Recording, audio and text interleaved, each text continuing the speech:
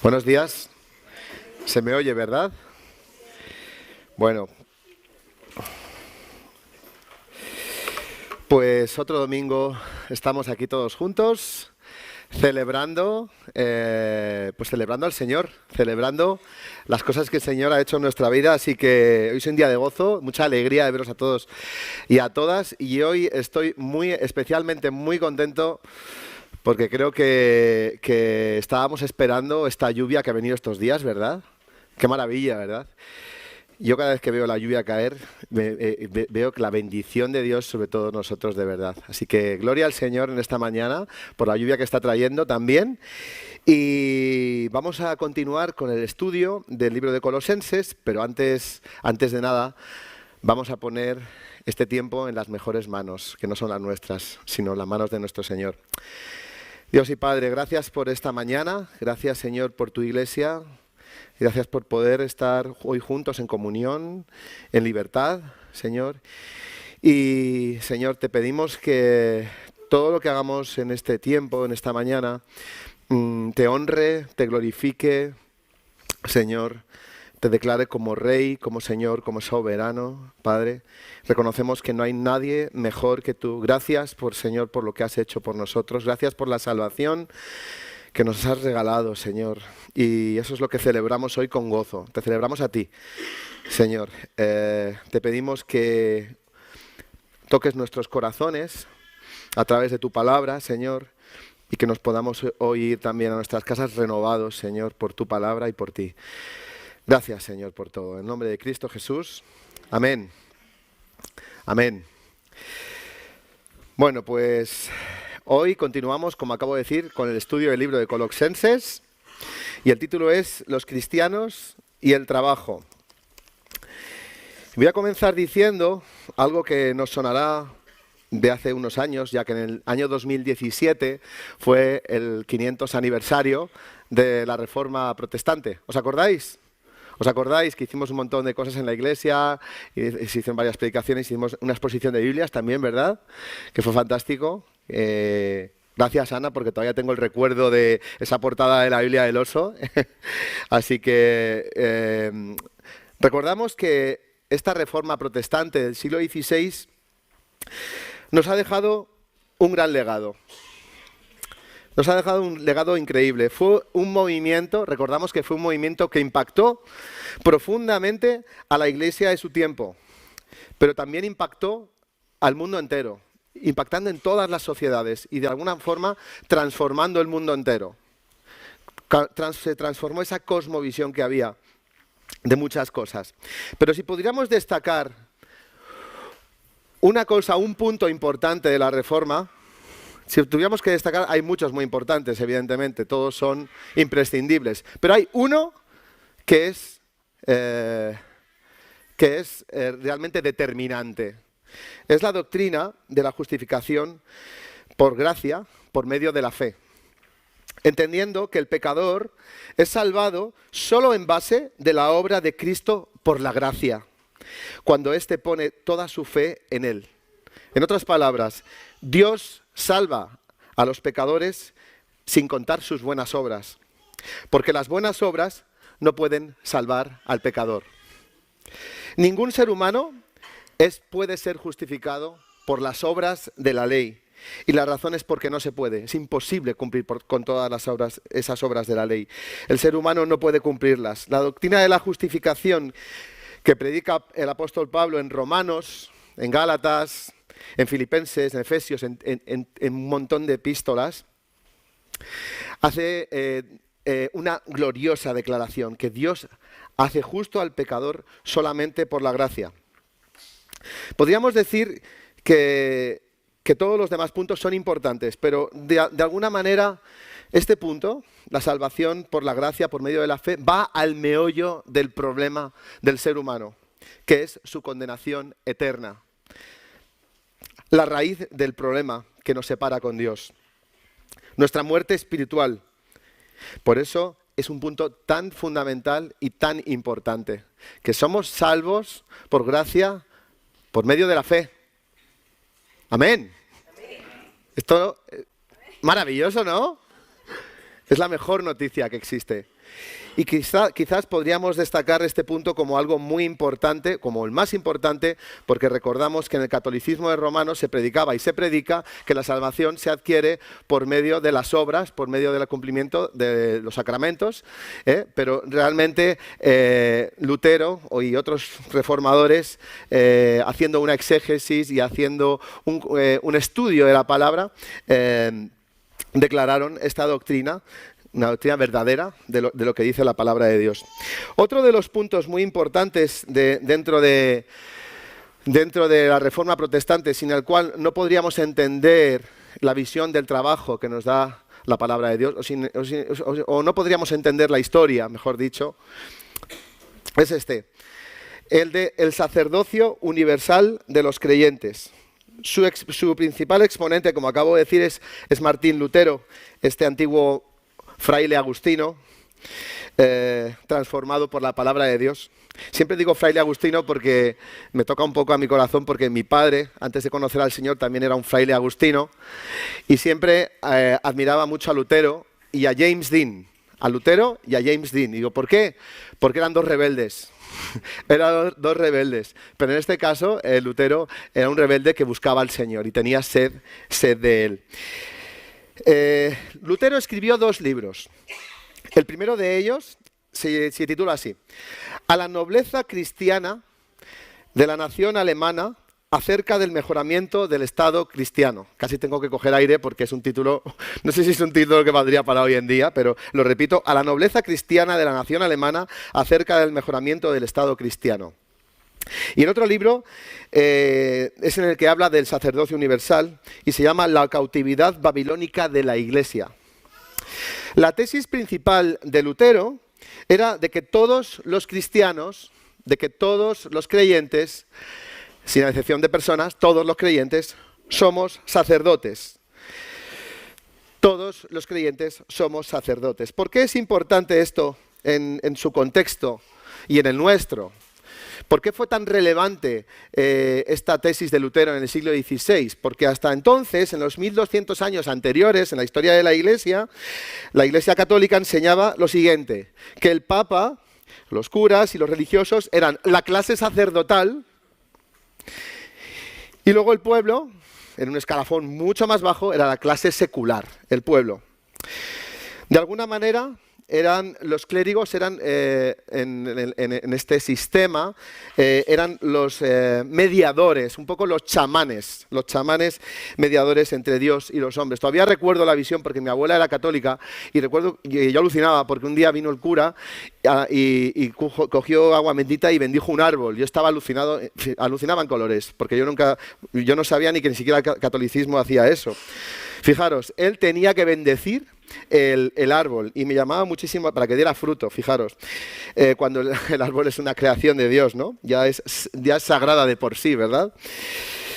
Luego Martín Lutero, como acabamos de decir, enseñaba que esta práctica de la Iglesia católica era errónea, y va contra la palabra de Dios, va contra lo que dice la Escritura, de que todos los creyentes somos de la clase sacerdotal.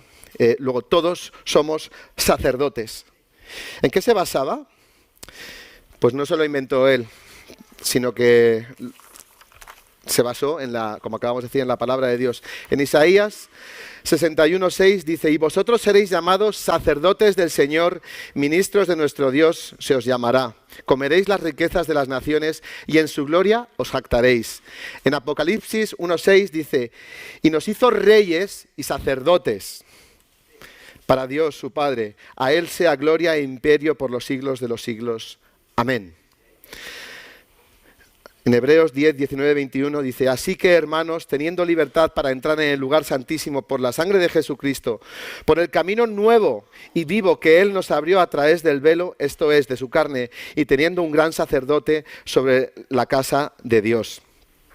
Lo que está diciendo Lutero es que con la muerte y resurrección, con la obra de Cristo en la cruz, el Señor rompió, rasgó el velo del templo y ahora todos los que creemos en Él somos sacerdotes. Somos, como dice Primera de Pedro, si mal no recuerdo, linaje escogido, nación santa, real sacerdocio, pueblo adquirido por Dios. ¿Qué significa que somos sacerdotes? Yo os lo pregunto esta mañana. ¿Qué significa que somos sacerdotes? Porque sabéis que sois sacerdotes.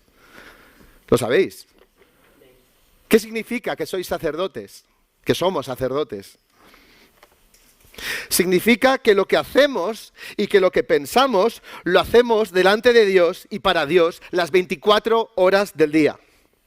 No el domingo por la mañana, ni el sábado, ni el fin de semana, ni de lunes a viernes. Las 24 horas del día, los 7 días de la semana, los 365 días del año, 366 si es un año bisiesto. Y eso incluye nuestro trabajo, ¿sabéis? El trabajo que hacemos es un acto sagrado.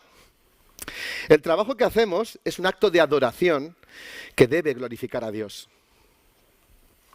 Junto a Lutero, Juan Calvino y otros reformadores, como los puritanos de Inglaterra, afirmaban que el trabajo es el llamado de Dios que tiene para cada creyente. Es nuestra vocación, es nuestra vocación. Y es nuestro campo de desarrollo espiritual también.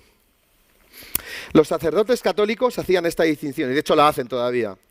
Decían o dicen que su trabajo es sagrado y el trabajo que hace el pueblo, el pintor, la panadera, el herrero, es un trabajo no sagrado, es un trabajo, como acabamos de decir, secular.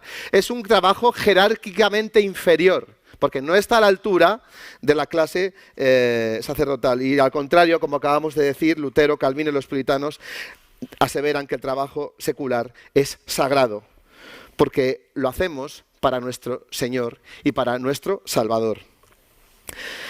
A partir de eso se construye lo que hoy en día conocemos. Esto, si vais a libros de sociología, no solo a libros de economía, lo vais a encontrar. Esto se estudia en la universidad. Es la ética protestante del trabajo. Ética protestante del trabajo. O también se llama ética puritana del trabajo. Hace referencia a esa conciencia de que mis valores cristianos también se deben de reflejar en mi trabajo y deben producir una conducta piadosa aún dentro de mi lugar de trabajo. Y eso es lo que vamos a estudiar en el día de hoy.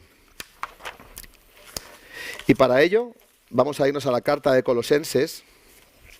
Y si vemos en la carta de Colosenses, capítulo 3, a partir del versículo 22,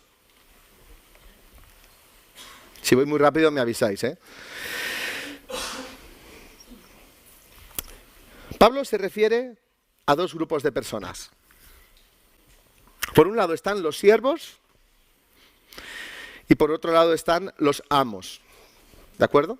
Vamos a hablar ahora un poquito del contexto en el que estamos. Estamos en el Imperio Romano. La esclavitud es legal, no solo es legal, sino que la mayoría de las personas que viven en el Imperio Romano son esclavos, son siervos, ¿vale? Y por otro lado habla a los amos, a los señores. Evidentemente tenemos que contextualizar esta realidad para poder aplicarla a nuestras vidas. ¿Quiénes serían los siervos? ¿Quiénes serían los siervos hoy en día? Bueno, yo sería un siervo porque trabajo para un jefe. Los asalariados, los que somos asalariados, los que somos los obreros, los que trabajamos para una segunda persona, esos seríamos los asalariados, los siervos, ¿de acuerdo? ¿Y quiénes serían los amos? Pues los propietarios, ¿quiénes más? Los autónomos, los empresarios, los managers también serían los que tienen personas a su cargo, ¿de acuerdo? Esos serían los amos. Y necesitamos entender esto para poder aplicarlo, este texto, a nuestras vidas, ¿de acuerdo? Dice, en primer lugar, vamos a ver tres cosas muy importantes que le dice a los siervos. De hecho, fijaros, en este texto de Colosenses 3:22 hasta el 4:1, es curioso porque da más instrucciones a los siervos, da más instrucciones a los trabajadores que a los amos. Y de hecho sus instrucciones son más profundas. Vamos a ver. El primero de esos puntos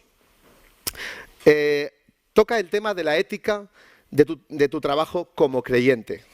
Y os pregunto, ¿cuál es vuestra o cuál es nuestra ética de nuestro trabajo como creyentes? Vamos a leer el versículo 22. Siervos, obedeced en todo a vuestros amos terrenales, no sirviendo al ojo, como los que quieren agradar a los hombres, sino con corazón sincero, temiendo a Dios. Pablo hace referencia a la conducta del creyente, y su conducta debe ser obedecer a tu amo terrenal, obedecer a tu jefe, obedecer a tu jefe. Nuestra conducta tiene que ser ideal, con responsabilidad.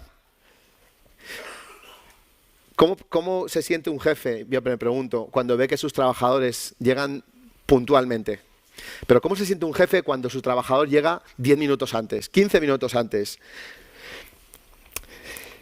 Los trabajadores creyentes tienen que comportarse de una manera no hipócrita, no buscando agradar a los hombres, no buscando que te vea tu jefe, no buscando que te suban de sueldo, no buscando que promocionar y voy a pisar al compañero para yo ponerme por delante de él, ¿no? No busquemos sobreactuar, no busquemos el postureo, esta palabra que está tan de moda, ¿verdad? No busquemos el postureo delante de los hombres para presumir de que somos muy buenos trabajando. No busquemos la gloria humana. Quizás hay muchas razones, como acabo de decir, pero Pablo está diciendo aquí, olvídate de esto. Olvídate, no hagas nada de esto. Hazlo para que te vea el Señor. Hazlo para que te vea tu Salvador. Nuestra ética debe estar marcada por una profunda reverencia a Dios. ¿Y qué significa esto de lunes a viernes? De 9 de la mañana a 5 de la tarde.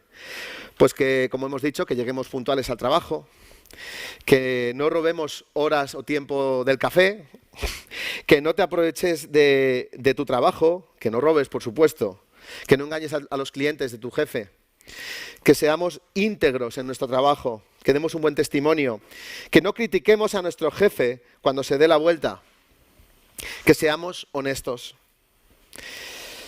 Y os podéis preguntarme, pero bueno, hay que obedecer en todo. ¿Hay que obedecer en todo a nuestros jefes? ¿Qué pensáis? ¿Qué pensáis? ¿Que sí? Pues nuestra obediencia a nuestros jefes termina cuando esa obediencia causa desobediencia a Dios. Dice Hechos capítulo 5, versículo 29, es necesario obedecer a Dios antes que a los hombres. Cuando tu obediencia a tu jefe implica desobedecer a tu Dios, entonces no debes obedecer a tu jefe. Aunque eso te cueste tu trabajo. Difícil, ¿verdad? Del resto, debemos obediencia absoluta a nuestros jefes. Buen rendimiento, debemos buena conducta, buen testimonio y una buena actitud como creyentes. Luego, el primer punto, nuestra ética del trabajo como creyentes se resume en esto, que debemos obediencia, buen rendimiento, buena conducta y buena actitud. En segundo lugar, ¿cuál es tu motivación como creyente en tu trabajo? ¿Por qué te levantas? ¿Cuál es la razón por la que te levantas todas las mañanas? O si tienes turno de tarde, por las tardes o por la noche para ir a trabajar. Alguno puede decir, de hecho, yo te confieso que lo pienso muchas veces, estoy esperando a que llegue el día 30 para poder cobrar, ¿eh? Y esa es mi motivación. Y muchas veces, sin pensarlo o pensando, esa es mi motivación. Debo trabajar bien para que mi jefe me vea y me pueda dar un aumento. Ese puede ser también tu motivación, ¿no? O debo de trabajar bien para que me tengan en alta estima y sea imprescindible. O debo de trabajar bien para destacar por encima de los demás. O debo de trabajar bien, yo conozco un caso que es así, porque mi trabajo es mi estatus. Si yo no trabajo no tengo estatus, pero en mi trabajo es mi estatus. Porque soy una persona que tengo una posición alta y en el momento en que no estoy trabajando, soy uno más. Soy uno más. Entonces, ¿cuál es tu motivación en esta mañana, piensa, ¿cuál es tu motivación como creyente en tu trabajo? Y lo que Pablo está tratando de decir se resume, o se ve, en el versículo 23, donde dice, y todo lo que hagáis, hacedlo de corazón, como para el Señor, y no para los hombres. Vuelve a incidir en lo mismo, hacedlo para el Señor, y no para los hombres. Lo que Pablo está tratando de decir a los colosenses es que cuando tú trabajes, hazlo bien, con una buena actitud, diligentemente, porque con eso tú estás adorando a Dios. La adoración al Señor depende de eso, de tu actitud en tu trabajo. Si no tienes esto en mente, si no tenemos esto en mente, si yo no tengo esto en mente, nuestro trabajo será siempre una carga pesada y difícil de llevar. De hecho, el trabajo es trabajo, ¿verdad? Es esfuerzo, es sudor, es cansancio, es frustración a causa de Génesis 3. Pero la verdad es que el trabajo, como muchas veces hemos visto, se nos ha dicho, el trabajo no fue una maldición para el hombre, ¿sabéis? Porque lo que es una maldición para el hombre es el esfuerzo, la miseria, el sudor, la frustración que conlleva el trabajo. Y el trabajo no es una maldición para el hombre, porque antes de que el hombre cayera, antes de que el hombre y la mujer cayeran, ya el Señor le encomendó un trabajo a Adán. Le dijo, Adán, quiero que cuides este huerto, quiero que cuides este jardín y que plantes en él y que lo guardes y que crezcan plantas y que se desarrolle. Y hay otra razón por la que el trabajo no es una maldición. ¿Sabéis cuál es? Porque Jesús trabajó. Trabajó de muchas maneras, pero él trabajó con su padre como carpintero. Si fuera maldito el trabajo, Jesús, que es santo, que no conoció pecado, no podría haber trabajado, ¿verdad? ¿Qué pensáis de esto? ¿Sí? Bueno. El creyente debe trabajar para la gloria de Dios. Es por eso que Martín Lutero decía, si tú eres lechera, ordeña las vacas para la gloria de Dios. Y cuando vendas la leche, no la rebajes con agua. Si tú eres panadero, haz los panes para la gloria de Dios. Y es más, haz los panes los más ricos que puedas. No los mejores, los más ricos. Los que pruebe la gente y diga, gloria a Dios. Porque tú lo has hecho para el Señor. Si tú eres albañil, tienes que hacer un cemento que asiente las casas con una solidez que ningún cemento puede hacer, porque lo haces para la gloria de Dios. Y si tú eres encargado de limpieza, limpia para la gloria de Dios y que los suelos brillen como brilla la luz de Cristo. Eso es lo que enseñaba Lutero y lo que nos enseña la palabra de Dios. Pero cuidado, hay muchos creyentes que caen en esto, en la cultura del éxito, que dices, si tú haces las cosas para la gloria de Dios, vas a triunfar. La gente te va a admirar. Si eres cantante, vas a ser famoso y vas a ganar mucho dinero. Cuidado. Fijaos lo que hemos visto anteriormente. ¿Cuál es tu motivación? Buscar la gloria de Dios no es buscar la gloria de los hombres. Y aquí Pablo hace una gran distinción entre estas dos cosas. Lutero también dijo algo muy bueno. Dijo, el zapatero cristiano cumple su deber cristiano no al poner una pequeña cruz en cada zapato o al decir aleluya mientras están haciendo los zapatos, sino al hacer buenos zapatos. Porque a Dios le gusta el trabajo bien hecho. ¿Amén? La excelencia en lo que hacemos no solo bendice al Señor en primer lugar, sino que también indirectamente bendice a otros. Bendice a otros. Este trabajo, decía Lutero, cuando se realiza con fe, con alegría de corazón, con obediencia y gratitud a Dios, es agradable al Señor. Hubo un creyente que se llamaba Gustav Wingren que dijo, Dios no necesita nuestras obras, sino que nuestro prójimo las necesita. Luego, cuando hacemos las cosas para la gloria de Dios, también bendecimos a los que tenemos a nuestro alrededor. Pero no lo hacemos, en primer lugar, para ellos, lo hacemos para darle la gloria a Dios. ¿De acuerdo? Si haces las cosas para los hombres, muchas veces vamos a recibir frustración. Vamos a pensar, es que no he recibido el reconocimiento por lo que he hecho. Pero si hacemos las cosas para Dios, tendremos su reconocimiento. Y el reconocimiento de Dios Ese es el que vale. Recuerdo una frase que me decía un amigo, que decía, somos desconocidos para el mundo, sí, pero conocidos para Dios. ¿Qué escoges tú? ¿Ser conocido para el mundo o ser conocido para Dios? Esa debe ser nuestra motivación, la gloria de Dios. Pablo en 1 Corintios lo refleja muy bien diciendo que sea que comas, sea que bebas o hagas cualquier cosa, hacedlo todo para la gloria de Dios. Y la gloria de Dios es innegociable, ¿sabéis? Es la principal y única motivación en nuestra vida y, por supuesto, en nuestro trabajo. Y en tercer lugar, hemos hablado de la ética cristiana del trabajo, hemos hablado de nuestra motivación y, en tercer lugar, ¿cuál es nuestra expectativa en nuestro trabajo como creyentes? Vamos a ver cuál es nuestra expectativa en los versículos 24 y 25. Dice así: sabiendo que del Señor recibiréis la recompensa de la herencia, porque a Cristo el Señor servís. Mas el que hace injusticia recibirá la injusticia que hiciere, porque no hay acepción de personas. Luego, ¿cuál es la expectativa de un creyente que trabaja para la gloria de Dios con una buena ética cristiana en tu lugar de trabajo? La primera expectativa es legítima y es natural, porque si cumples en tu trabajo, si obedeces a tu jefe, si te esfuerzas, si llegas puntual, si te comportas dignamente, si das buen testimonio, si lo haces con una buena actitud, este texto nos dice que Dios es justo.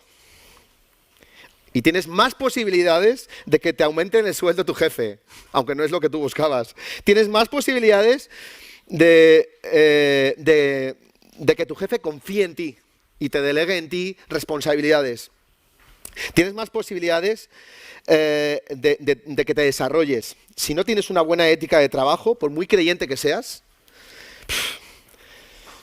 que no te extrañe si no te va bien el trabajo. Que no nos extrañemos, ¿eh? No obstante, Pablo está diciendo a los creyentes algo un poco más elevado, fijaros. Pablo no está diciendo, oye, que tu expectativa sea ganar 10 euros más la hora. Que tu expectativa sea trabajar 1 hora menos. Que tu expectativa sea cobrar la jubilación. La máxima, ¿eh? La máxima porque quiero vivir bien en mi jubilación, ¿sabéis? Pero Pablo no está diciendo eso. Pablo está diciendo, elevaros, subid vuestra mirada. Vete más allá de todo esto. Está hablando de algo espiritual, no de algo material. No busques las recompensas terrenales, que esa no sea tu motivación. Como acabamos de decir, nuestra expectativa es más elevada, sabiendo que del Señor recibiréis la recompensa de la herencia, porque a Cristo el Señor servís. Para Pablo, como acabamos de decir, es un lenguaje espiritual. ¿Sabéis? De alguna manera, Pablo está diciendo que la vida eterna sea lo que te mueve para trabajar. ¿Sabéis? Hubo un economista, escritor, sociólogo, Max Weber, a principios del siglo XX, elaboró una teoría muy interesante. Hay gente que está a favor, otros en contra, pero hay evidencias hoy de lo que dijo este señor. Dice, este hombre decía, abogaba, porque la razón por la cual Europa del Norte fue más próspera y desarrollada que Europa del Sur es porque abrazó la Reforma Protestante con todas sus implicaciones. Pero esto se produjo de una forma descoordinada. Es decir, fue una reacción individual de las personas. Y yo me imagino a esta panadera, a este lechero, a este herrero, que va el domingo a la iglesia y que le dice el predicador esta mañana, tú eres sacerdote del Señor y tú das gloria a Dios en tu trabajo.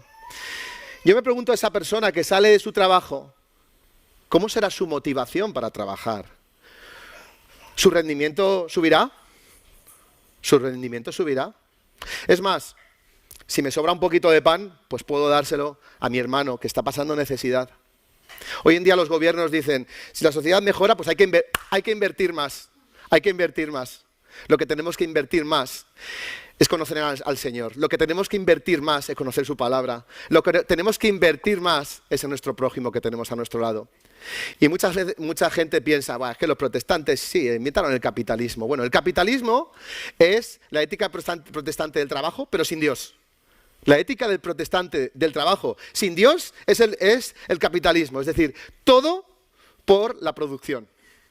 Pero no estamos hablando aquí de eso. Estamos hablando de que los mayores avances sociales que ha vivido probablemente la historia de la humanidad se produjeron en los siglos siguientes en estas naciones. Y de hecho aquí estamos disfrutando hoy de muchas cosas, de mucha tecnología, por supuesto, de muchas cosas, de muchos avances sociales, de que podamos votar, de que los niños y las mujeres tengan derechos, derecho a la propiedad privada y muchas otras cosas que la Reforma Protestante también ha defendido. Y ya no hablamos del tema de las artes, no quiero aburrir con este tema porque nos podría dar para mucho, pero lo que sí que es cierto es que no nos fijemos y no nos quedemos simplemente con que estos países fueron más ricos, sino que estos países se desarrollaron más. ¿Cómo no se van a desarrollar más? Si lo primero que quisieron era alfabetizar a sus hijos y que supieran leer y supieran escribir. Pero ¿cómo el Señor no va a bendecir a esa nación que le obedece? Y lo vemos en la palabra de Dios en el Antiguo Testamento, como el Señor está esperando que su pueblo se arrodille delante de Él para bendecirles, que cumplan la palabra y le obedezcan para bendecirles, para derramar bendición sobre ellos. Amén. Pero así somos los seres humanos. Nuestro trabajo, queridos hermanos, querida hermana, querido hermano, no lo podemos hacer pensando en ese cheque, ni pensando en el día 30 de cada mes. Nuestra mayor motivación es que esto agrade a mi Dios, mi Salvador, quien subió a esa cruz por mí. Si todos los creyentes hiciéramos esto, nuestro trabajo sería otra cosa. De hecho, el mundo sería otro lugar, totalmente diferente. Voy a hacer lo correcto porque es para mi Señor. Pero yo me pregunto, ¿puede haber alguien aquí en esta mañana que diga, ya Pedro, tienes razón, pero esto no es para mí, ¿sabes? Porque mira, porque es que yo trabajo, soy un trabajador, pero es que mi jefe no es cristiano. Perdón, mi jefe es cristiano. Y él es muy buena gente. No tengo que esforzarme tanto, ¿verdad? ¿Qué pensáis? Pues Pablo le decía a este hermano o a esta hermana, en lo que dice en 1 Timoteo capítulo 6, dice, y los que tienen amos creyentes, no los tengan en menos por ser hermanos, sino sírvanles mejor, por cuanto son creyentes y amados los que se benefician de su buen servicio. Esta enseña y exhorta. Primera objeción, creo que descartada, ¿verdad? Si tu jefe es creyente, le tienes que servir mejor todavía. Pero puede haber otra persona que me diga, ya, pero es que no me vale para mí porque mi jefe es insoportable. Mira, es insoportable, tan insoportable como el que sale en la imagen.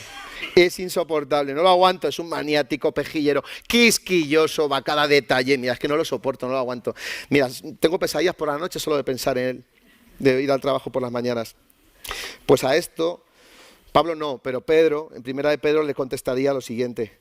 Criados, trabajadores, estad sujetos con todo respeto a vuestros amos, no solamente a vuestros jefes, no solamente a los buenos y afables, sino también a los difíciles de soportar.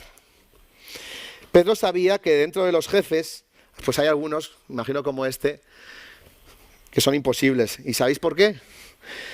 Porque los seres humanos en general somos bastante imposibles, ¿verdad? Cada uno de nosotros tenemos nuestras manías, nuestros prejuicios, nuestras bobadas, ¿verdad? Pues es lo que dice, lo que enseña Pedro. Si es insoportable, sujétate con respeto a él, igualmente. Y puede haber, o sea que el segundo caso también lo descartamos. ¿Lo descartamos o no? Lo descartamos. El tercer caso es que mi jefe es un impío. Porque no ama a Dios. Y yo sí amo a Dios. En primer lugar, si tu jefe es un impío, le debes de obedecer. ¿Sabéis por qué? Porque si no le obedeces, te vas a la calle. En segundo lugar, Jesús nos enseña en los evangelios, enseña a los discípulos, nos enseña a nosotros a orar, diciendo, danos hoy, Señor, el pan nuestro de cada día. Y en segunda de Tesalonicenses, capítulo 3, dice, el que no trabaje, que no coma, que no coma. Luego, el Señor nos ha regalado el trabajo como el medio por el cual poder subsistir y poder vivir. Así que si tu jefe es un impío, Pablo te diría, exhorta, como dice en Tito capítulo 2, dice, exhorta a los siervos a que se sujeten a sus amos, que agraden en todo, que no sean respondones. Si tú eres creyente y amas a Cristo y das testimonio en tu trabajo y gloria a Dios por ello, pero eres respondón, no lo hagas. No lo hagas. No lo hagas. Porque lo que está diciendo la palabra es que todo lo que estás diciendo por tu boca se queda en agua de borraja, es decir, en nada, si tú respondes a tu jefe. Dice en Tito, en segunda parte del versículo 10, no defraudando, sino mostrándose fieles en todo, para que en todo adornen la doctrina de Dios nuestro Salvador. Sabéis que nuestra buena conducta en nuestro trabajo adorna el mensaje del Evangelio. Imagínate que le predicamos a nuestro jefe, le contamos lo bueno que es Dios,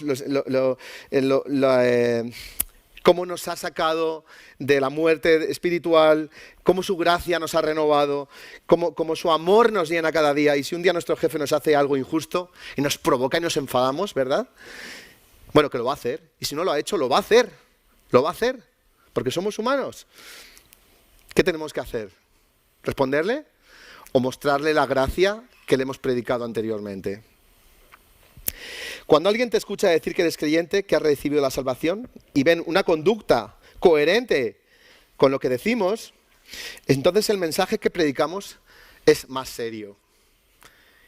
Y es más relevante para esas personas a las que estamos dando testimonio. Porque lo que creemos va en sintonía con lo que vivimos y con lo que decimos.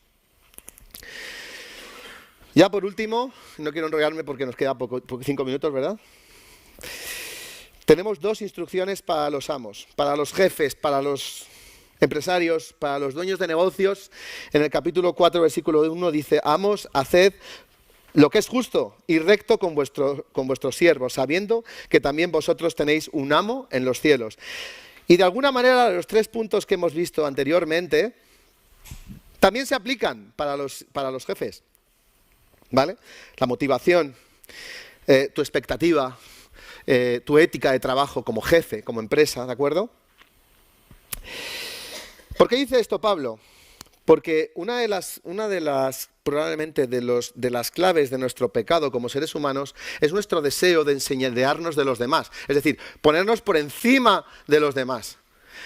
Esto lo ves muy fácilmente cuando ves un partido de fútbol donde todo el mundo tiene que quedar por encima del otro, salen los orgullos, pero no solo en un partido de fútbol, en cualquier cosa, en cualquier ámbito de la vida, queremos enseñorear. Y los jefes a veces tienen esa tentación, ¿verdad?, de aprovecharse de esa influencia que tienen como jefes, de como yo te pago, voy a hacer lo que quiera contigo. Y a veces como jefes podemos tener la tentación de enseñorearnos de otros, haciendo abuso de poder también, y muchas más cosas. Pero lo que está diciendo Pablo es que el mismo jefe que tienen tus trabajadores, ese es tu jefe también. Luego, sé justo con ellos, págales a tiempo. Es decir, no les pagues cuando a ti te paguen. Págales cuando les corresponda. No te aproveches de tu posición para humillarlos. La misma ética cristiana de los siervos también debe ser observada por los jefes. Su ética debe ser una ética cristiana. Y también no debe hacer negocios ilegítimos que desagraden al Señor. No deben intentar, esto a lo mejor, conseguir favores mediante sobres, ¿vale? Conseguir influencia con dinero. No, el Señor y la palabra de Dios no enseña esto a los jefes. También dice, paga tus impuestos. Paga tus impuestos. ¿Os puedo hacer unas preguntas? ¿Cuál es tu conducta y actitud en tu trabajo? ¿Refleja nuestro rendimiento el Evangelio que nos ha rescatado?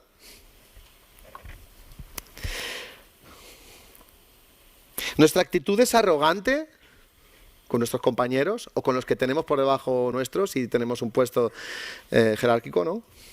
¿O refleja el carácter piadoso de Cristo? ¿Tu motivación es ganar más dinero para tener un mejor coche, una mejor casa? Oye, es legítimo, ¿eh? Yo tampoco digo que no. Pero ¿es nuestra primera prioridad? ¿Es lo primero, lo que pensamos cuando trabajamos? ¿Trabajamos para la gloria de Dios de lunes a lunes? ¿Estás más interesado en la gloria de Dios o en tu nombre? Hubo un escritor llamado William Hendrickson que cuenta la historia de dos trabajadores poniendo ladrillos, seguro que la habéis oído muchos. Les pregunta a los dos, ¿qué estáis haciendo? Y los dos eran creyentes, y el primero le dijo, ¿es que no lo ves? Estoy poniendo ladrillos. Y el segundo preguntó, ¿qué estás haciendo? Estoy construyendo una catedral. Fijaros que ahí está la diferencia. La diferencia de dos cristianos en su trabajo. ¿Para qué trabajas? ¿O para quién trabajas? Luego, haciendo un resumen de todo, decimos y declaramos que todo creyente debe ser un trabajador honesto, diligente, esforzado, motivado en primer lugar en glorificar a Dios con una buena conducta y una buena actitud, confiando en que es Dios el que lo recompensa y es Dios el que te sostiene y es el Dios el que te sostendrá siempre en todas las necesidades en tu vida y que su mayor pago y beneficio no está en esta vida, está en la vida eterna. Pues que esta palabra a los obreros, a los jefes, pues que nos la apliquemos a nuestro corazón. Yo desde luego, el Señor cuando estaba preparándolo me estaba tocando de lleno, porque la palabra de Dios entra hasta lo más profundo del corazón, ¿verdad? Así que esta palabra nos dé visión y que nuestro trabajo, allí donde estemos, hagas lo que hagas, sea iluminado y mejorado con una correcta ética cristiana. Pues que el Señor nos ayude. Amén.